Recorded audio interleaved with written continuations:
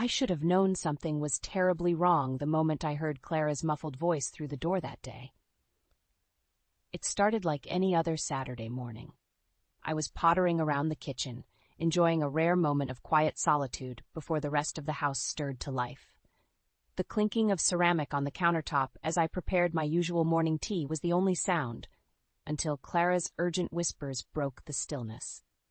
At first, I thought maybe she was on the phone with a friend, keeping her voice hushed so as not to wake Ethan. But as I paused to listen, the harsh, conspiratorial tone set me on edge. There was no warmth, no laughter in her clipped words, just a forceful intensity that raised the hairs on the back of my neck. "Handled soon, before he gets suspicious," she hissed, her consonants sharp like icy needles. "Just make sure you're ready to move when I give the signal." My heart stammered in my chest as the implication of her words sank in like a stone to the pit of my stomach. She was plotting something deceitful, something aimed at hurting my Ethan. Of that, I had no doubt.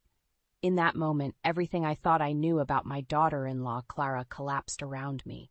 Gone were the innocent smiles, the loving embraces she showered my only son with whenever I came to visit.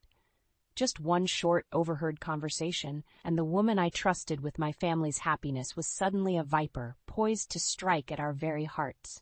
How long had this malicious deceit been going on under my nose? What fresh hell was she concocting against my beloved boy, her own husband? 1,000 frantic thoughts whirled like a cyclone as fury and disbelief warred within me. I wanted to burst through that door right there and demand the truth, to grab Clara by her slender shoulders and shake it out of her until she spilled every last treacherous secret. But something held me back, a fleeting wisdom warning me not to expose my hand until I knew what game she was playing. For all my motherly instincts screamed at me to protect my child, I realized the smart play was to bide my time and lay in wait, to gather what evidence I could of her betrayal before raising the alarm, at least until I better understood the viper's nest I had unwittingly welcomed into my family. So I forced myself to retreat from that closed door, clutching the certainty of Clara's deception like a parcel of powdered glass.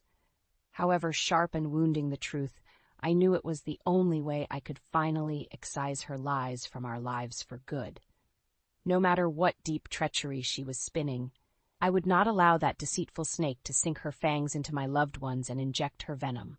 If it was war Clara wanted, a war for the very soul of this family, then she just enlisted herself a determined enemy who would show no mercy in defending her kin. Our happy American dream of generations was suddenly hardening into a battlefield of looming familial crisis. But in that moment, I took a pained breath and soldiered on. For Ethan's sake, and for the sake of unraveling the dark truth before it ruined us all. I knew I needed concrete evidence of Clara's betrayal before confronting her. Over the next few days, I kept a close watch, paying attention to every hushed phone call and suspicious glance. The innocent facade she put on around Ethan only stoked my simmering fury. Finally, the break I was waiting for came when Clara left her laptop unattended in the living room one afternoon.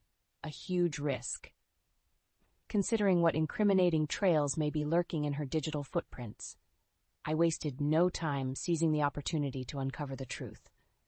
With shaking hands, I lifted the laptop's lid, dreading what I might find, and that's when I saw it. The email correspondence laid bare like a ransacked tomb, her lurid sexts and explicit photos shared with not just one, but several men I didn't recognize. I felt physically ill, my stomach roiling as the full extent of her infidelity condensed into an inescapable reality.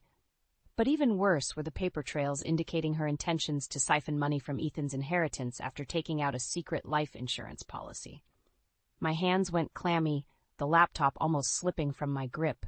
I couldn't process the malice, the sheer calculating greed she'd been operating with literally under our roof.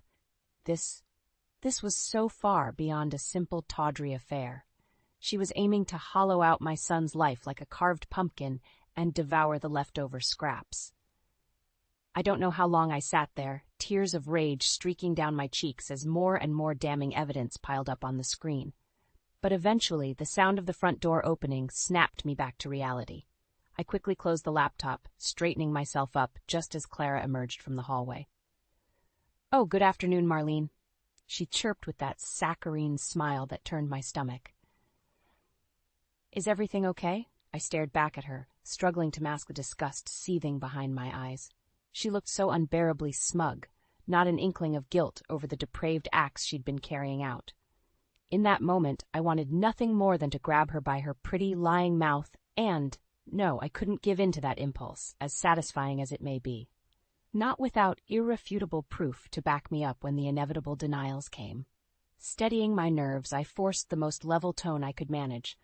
"Clara, we need to talk about what I found on your computer just now." Her eyes went wide, those loathsome lips parting in a small O as the implication sank in. But just as quickly, her expression contorted into a sneer. "How dare you go through my private things, you nosy old bat," she spat, all hints of sweetness evaporating like mist. "What, did Ethan put you up to this, trying to pin something on me so you can cry victim?" I recoiled at her venom, appalled at how quickly she went on the attack. But that contemptible, transparent attempt at reversal only strengthened my resolve.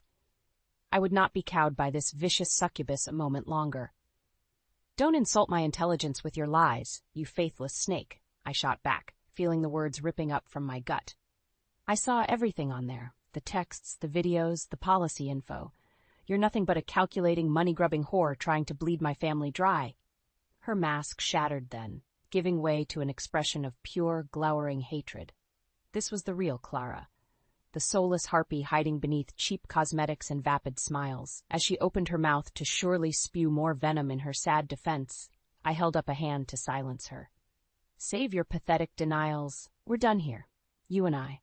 One way or another, I'm going to make sure Ethan sees your worthless soul for what it truly is. Your grip on this family is slipping, you treacherous snake, and I'll spend every last breath ensuring you slither back to the gutter you came from."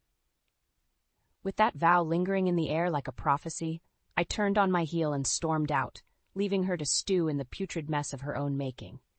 She'd been unmasked, her decade-long charade shattered beyond repair.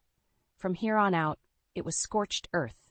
Or so, help me, Clara would rue the day she dared make an enemy of this mother's wrath. After my explosive showdown with Clara, I knew I needed to make my next moves very carefully. As much as I wanted to scream the truth from the rooftops and watch her world burn, a small voice of reason warned me to be strategic. I had the proof of her deceit, but would it be enough to convince Ethan? Sitting alone in my bedroom that night, the weight of it all felt crushing. How could I get through to my son, make him see the vile beast wearing his wife's skin? I didn't have the luxury of subjecting him to the graphic evidence. That venom could scar him forever. There had to be another way to peel back the scales from his eyes. That's when the phone rang, the caller ID displaying a name I wasn't expecting. "Derek, everything okay over there?" My brother-in-law's gruff voice crackled over the line. "You've been awfully quiet the last few days." In that moment, it was like the universe was presenting me with an ally, someone to help shoulder this burden. Fighting back tears, I quickly unloaded everything to Derek. The overheard conversation, the emails, the videos, all of Clara's sordid transgressions laid out. There was a long pause before he finally responded, rage simmering in his tone, that godless little harlot. We spent the next few hours strategizing, knowing we needed an airtight case to make Ethan a true believer. As much as it killed me, Derek warned that simply dumping the evidence on him could push Clara to retaliate, try to manipulate the narrative her way. We need to bait her into slipping up, get her nefarious plans on record, so that Snake has nowhere left to wiggle, he said, his words like arcs of electricity reigniting my dwindling resolve. With his help, I began meticulously documenting Clara's daily activities, taking screenshots of her shadier behavior and cataloging every incident that reeked of deception. We'd get that hellspawn to show her true ugly colors eventually, and by God, Ethan would bear witness. And we had an ally in a very unlikely place. Derek's own daughter, Lena, my sweet, mild-mannered niece. When I finally confided the truth to her, the blaze that erupted in her eyes was stunning, almost feral. "That backstabbing bitch has violated the sanctity of this family," she hissed, more venom than I'd ever heard from her gentle lips. "Count me in to help take her down. I won't let that whore get away with this."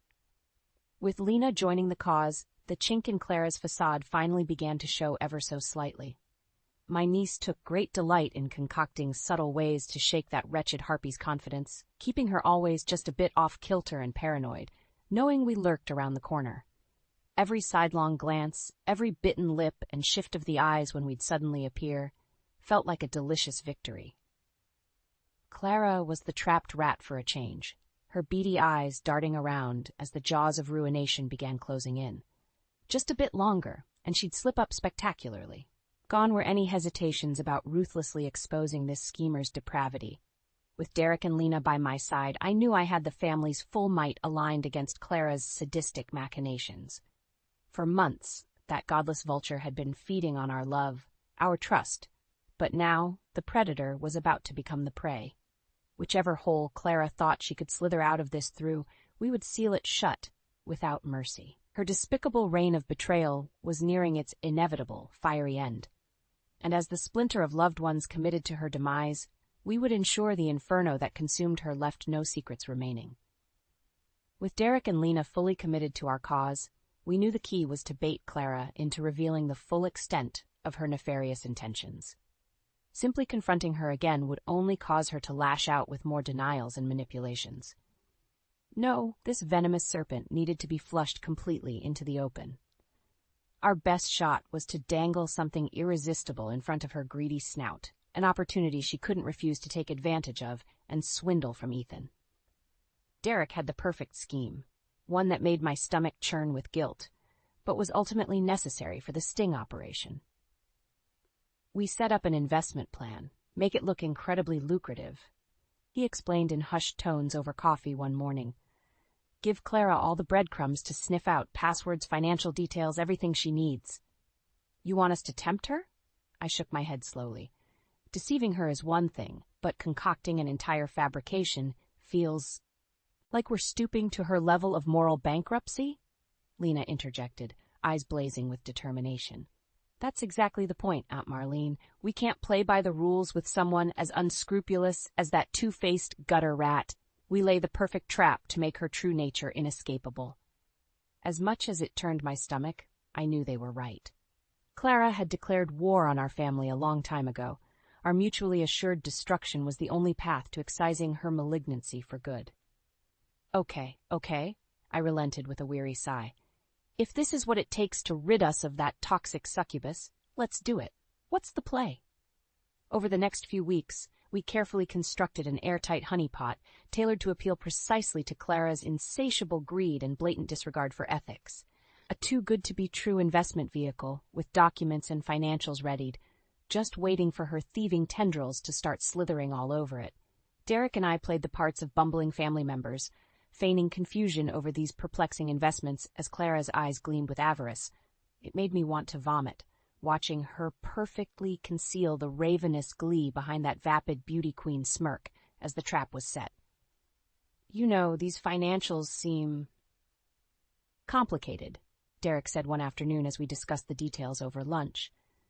I really could use someone smarter with this kind of thing to take a look. Like piranha scenting blood in the water, Clara's whole demeanor shifted, her carefully practiced look of concern barely masking the predatory hunger in her dark eyes. Oh, Derek, you know I'm always happy to help out however I can with this sort of thing. She chirped in that saccharine lilt that made my molars grind. Why don't you pass those documents along and I'll take a look this evening? No pressure at all, but I'd hate to see an opportunity slip through the cracks. The dewy-eyed look of faux innocence she shot my way caused a flare of anger to surge through me. That forked tongue might as well be lashing out between her deceitful lips. But I bit back the venom welling up, forcing myself to play along. Are you sure, dear? I feel just awful piling more on your plate. Absolutely. Think nothing of it. The raptor gave a disarming chuckle, waving away my faux concern with perfectly manicured talons. It'll be my pleasure to lend my expertise. I'll go over each and every detail to make sure we don't miss a single lucrative window. I caught the briefest of looks between Lena and Derek, then a momentary flicker of disgust at the shameless deceit saturating Clara's every word. But we all remained steadfast, treading carefully as the viper began uncoiling itself around our tempting lure. Thank you so much, dear. I can always count on you to look out for this family's best interests, I said, forcing the most warm, grandmotherly tone I could muster as the muscles in my jaw clenched. Whether Clara believed the sincerity in my voice or not, she simply offered one of her plastic smiles in return, already lost in the first visions of her duplicitous plundering. Like capturing a venomous serpent, we held our breath, waiting for her to fully slither into the trap's confines. The first phase was complete. Now all that remained was springing it shut, sinking our fangs into the very heart of this deception before ripping Clara's facade to shreds once and for all. With Clara thoroughly ensnared by the bait we'd laid out, all that remained was to reel her in for the ultimate undoing. Anticipation coursed through me with every concealed glance I caught of her poring over the fabricated investment details. The arrogant smirk curling her lips told me everything. This was the moment she'd burn her last credible mask to ashes. The plan was for Lena to take the lead, playing the role of naive accomplice to draw Clara's full corruptive forces into the open. As the youngest of us, she could most easily appeal to that Black Widow's sense of overconfidence and make her slip up fatally. I just don't quite understand these prospectus forms, Lena said with perfectly feigned confusion one evening as Clara leaned over the documents. It all seems so complicated, definitely more than I'm equipped to handle.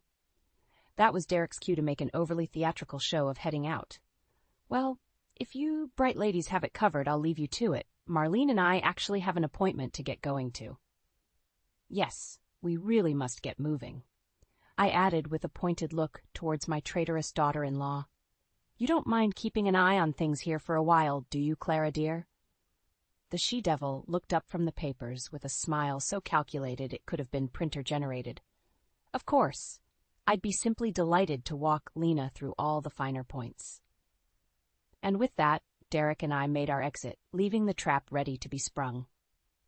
I had to hand it to my niece. Lena played the role of helpless ingenue flawlessly, as Clara huffed and puffed through lengthy explanations, deliciously unaware of the noose tightening around her with every word. Sequestered away and monitoring the audio-video feed, I fought to keep my fury in check as Clara's contemptuous mask slipped fully away. The condescending laughter, the flagrant insults about our collective intelligence. It was like she simply couldn't resist the urge to revel in her own smug superiority. I swear, you poor dear, it's a miracle you're not institutionalized with how little you understand, she gloated with an exaggerated roll of her eyes. Thank goodness you'll have me around to handle matters like these. Lord knows your idiot family would bungle it into bankruptcy before the first quarter's figures even hit. Lena recoiled with a perfectly delivered flinch, suckering Clara into brazenly continuing her torrent of bile.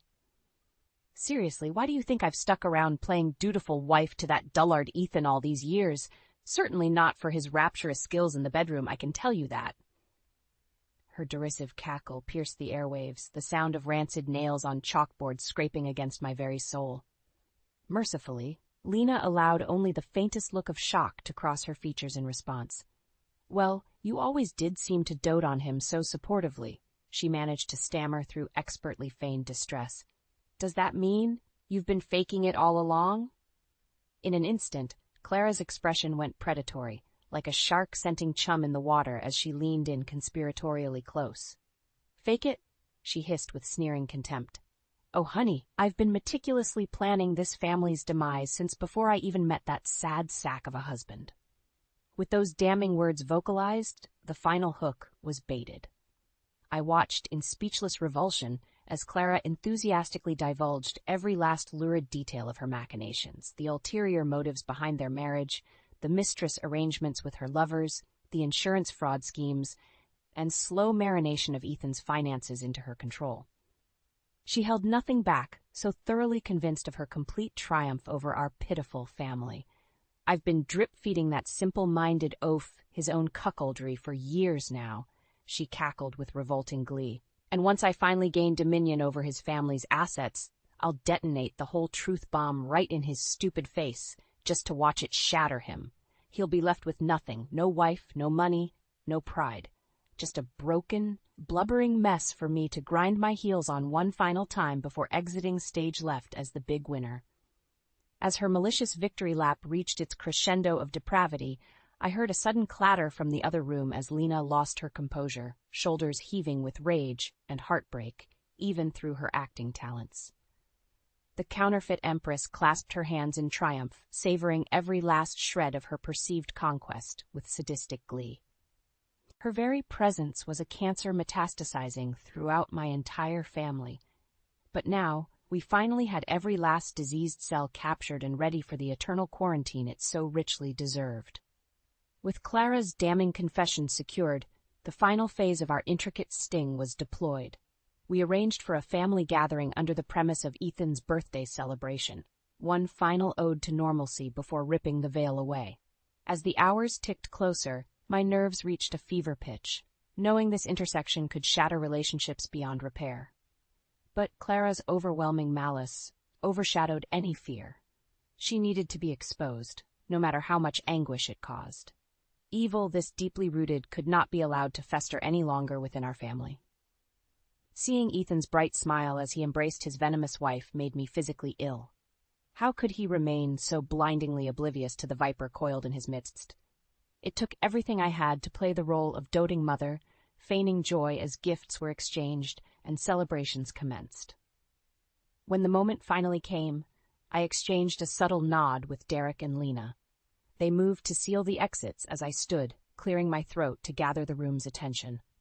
Even Clara tilted her head inquisitively, that plastic smile straining at the corners as if she could somehow sense the trap about to spring shut. Before we continue with the festivities, there's an important matter we need to discuss, I began, unable to mask the tremor in my voice any longer. Something that can no longer be avoided or swept under the rug. The temperature in the room seemed to plummet as all eyes turned towards me, Ethan's expression becoming one of sudden concern. "Mom, is everything okay?"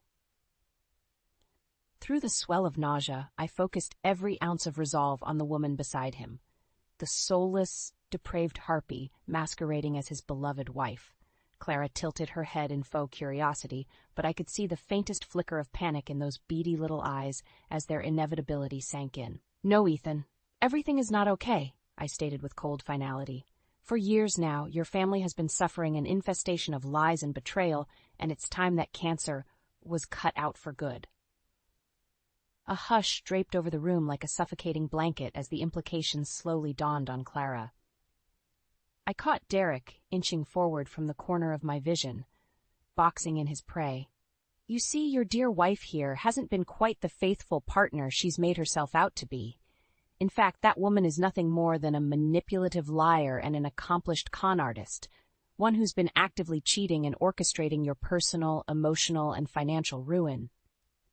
The explosion was immediate, Clara bolting out of her chair with a strangled shriek of indignation.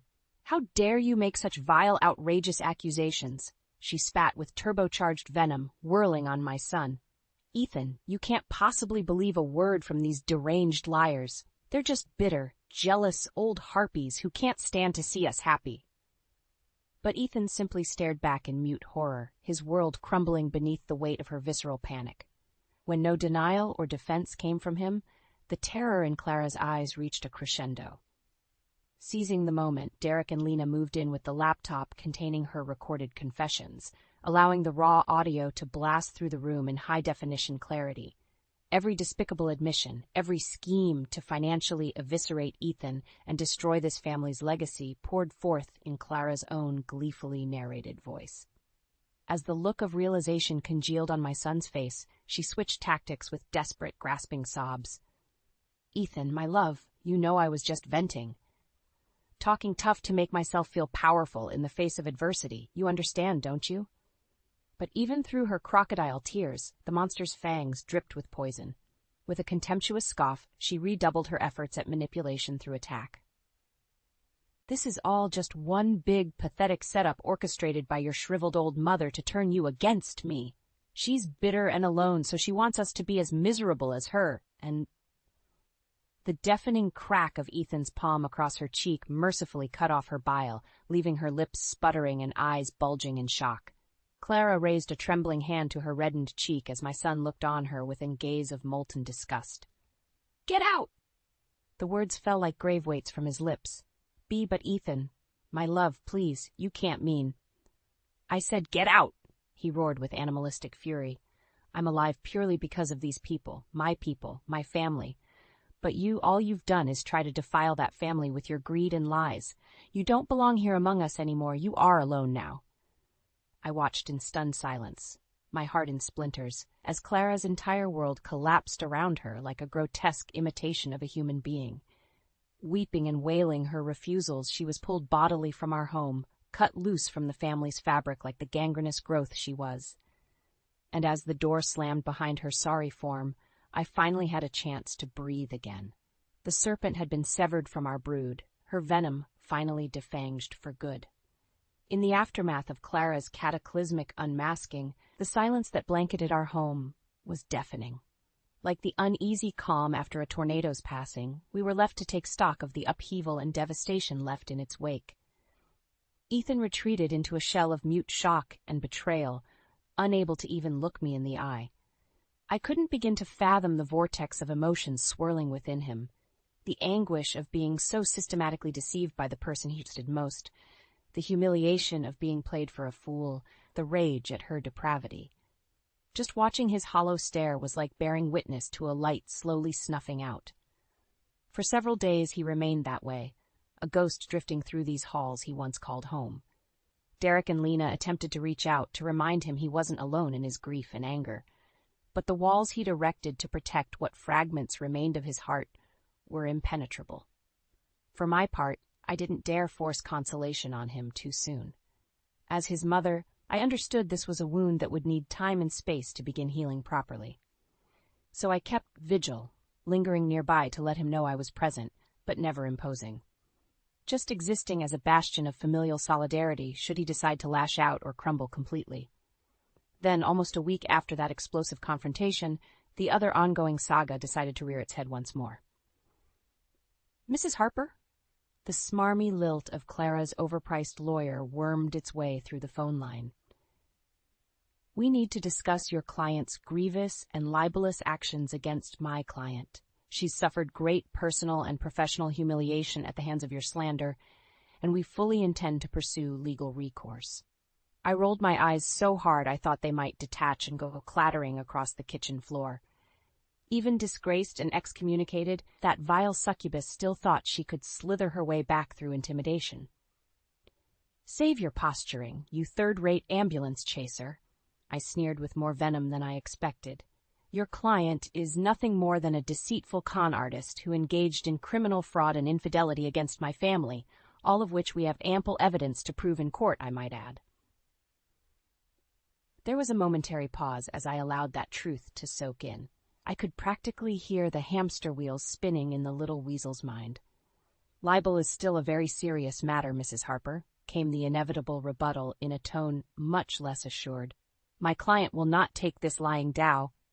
"Then I warmly encourage her to pursue this case and fulfill her martyr complex," I interrupted, balling my free hand into a fist so tight I could feel the nails cutting crescents into my palm. "Because I can guarantee you the fallout of that deposition. The evidence will enter, the witness testimonies will compel, the sordid details that will be dragged out into the light of public record will reduce any remaining shreds of her credibility and reputation to ashes, unless she has a hankering for ending up completely destitute financially and socially." Whether it was the steel behind my words or the stark truth ringing in that miserable shyster's ears, the sputtering stopped abruptly. For a blessed few moments, there was only the delectable sound of their case's prospects crumbling to dust. "We'll be in touch," came the meek rejoinder before the line went dead.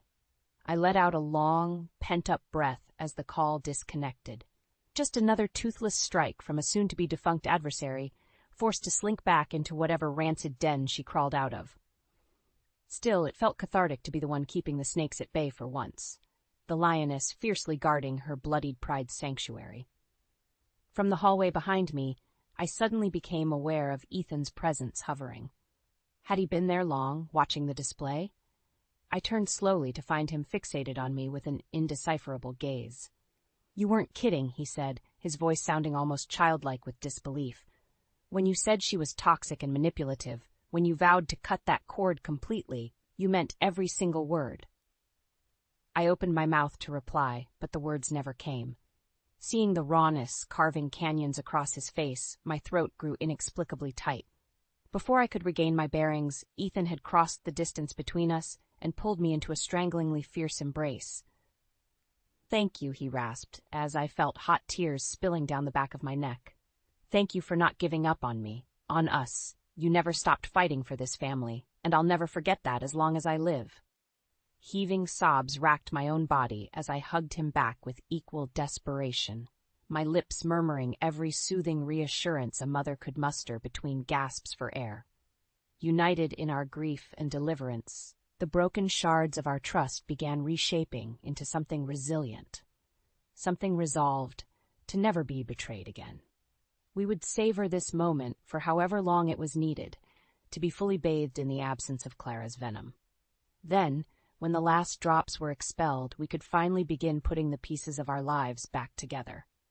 The weeks following Clara's excision from our family were a hectic whirlwind. Between fielding the occasional toothless legal threat and orchestrating Ethan's divorce proceedings, there was little respite from the lingering drama she insisted on fomenting.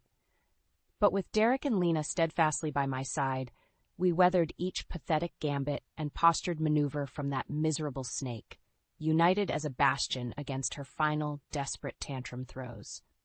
Through it all, I made a concerted effort to keep extending the same patience and understanding to Ethan that he had afforded me in the aftermath of my beloved Teddy's passing all those years ago. The grieving process after being so insidiously violated can feel interminable, the wounds reopening with every triggered memory or habitual reminder. There were times the waves of anger, sorrow, and sheer disillusionment threatened to drown him completely. I'd find him sitting in the dark, clutching old photographs or staring blankly ahead as the reality of his defilement washed over him anew. In those fragile moments, I'd simply hold his hand and softly reassure him it was okay to feel utterly destroyed for a while. No words could anesthetize the all-consuming anguish. It had to be fully experienced, cauterized with time until the flames of betrayal burned down to embers. I'd been through similar depths before in the wake of Teddy's death and could impart that hard-earned wisdom. It was the only torch to light Ethan's path back from the abyss. As the proceedings wrapped up and Clara was expunged from his life for good, I could sense my son's scarred spirit beginning to slowly mend. The once hollow gaze regained tiny flickers of life and resilience. Each day saw him engage more fully with the world, rediscovering those simple joys and passions that she had systematically leached away. It wasn't an easy journey by any stretch, and there were certainly setbacks and backslides along the way. Forgiveness would prove the longest hurdle, both for Clara's unforgivable sins and his own self-pardoning for being so blasely blind to them. But we pressed on as a united front, applying familial love and understanding as healing salves whenever the old wounds began to fester. Then, a little over a year after that awful night of deliverance, I caught a glimpse of the light finally piercing through the storm clouds. Derek, Lena, and I had come over to Ethan's place for a small family dinner, our presence no longer stiflingly overbearing. As we sat around the table chatting over heaping plates, my son suddenly raised his glass in our direction. Can I just take a moment to propose a toast?" His voice sounded stronger, more assured than it had in months. "To the 3 people who saved my life in more ways than I can properly articulate." He turned to Derek first, offering a respectful nod. "You were the strategist, the voice of cold, pragmatic reason when my whole world was crumbling. If not for your insights and careful planning, I might still be trapped under that vile woman's control, wasting away in oblivion." Derek accepted the praise with a humble dip of his head. Ethan's gaze then fell on Lena, shining with unmistakable reverence. "You were our secret weapon, the warrior princess who stared true evil right in the face without flinching. I'll never forget your bravery, your commitment to defending me, defending all of us, from that. He trailed off with a pained look before recovering, his features hardening. That a succubus like Clara was even allowed to smear her darkness across our family is a sin I'll spend lifetimes atoning for. But you were the light that cut through and banished her for good." Lena flushed under the weight of such admiration, flashing a reassuring smile. Finally, Ethan's eyes found their way to me, shimmering with a soulful depth that instantly reopened the cracks in my heart all over again. "And Mom, what can I possibly say to the one person who never stopped believing I was worth saving, even when the evil had corroded me down to my foundations?" I felt my throat grow thick as he reached across the table to grasp my hands in his calloused grip. "You fought for me, you clawed me back from the abyss of her manipulations with every last ounce of motherly fury. When everyone else had been so utterly deceived, you alone could still see my essence worth cherishing underneath all the toxicity. I'll never be able to properly repay that unwavering love and perseverance." Tears streamed freely down both our cheeks as mother and son embraced, allowing the roiling tsunami of love and regret, of deliverance and resilience, to crash over us in waves once more. In that moment, the last vestiges of Clara's blight were finally washed away by the restorative power of family. When we eventually pulled apart with weary smiles, I could see the man I had fought so fiercely to protect, shining through my son's eyes once more. Hardened by betrayal yet edified in spirit, ready to joyfully rejoin the world and have a fresh reckoning for the depravities lurking amidst the light. As the conversation resumed with laughter and fresh resilience, I caught Ethan watching me with a contented expression. A lifetime of adoration and hard-won wisdom passed between our shared gaze, the reconnected heartbeat of this clan united against any evil that dared to encroach. We were battered, slightly broken, but burning ever brighter, thanks to the cauterizing flames of last year's purgative inferno. Our family's sanctity had been violated in the worst way, but in the end, the sanctity emerged stronger through trial by fire. There was beauty in that resilience, that unyielding defiance against the darkness. And with it came a resolute sense of purpose moving forward, to fiercely protect the bonds of this family, this home, from ever being tainted or torn asunder again.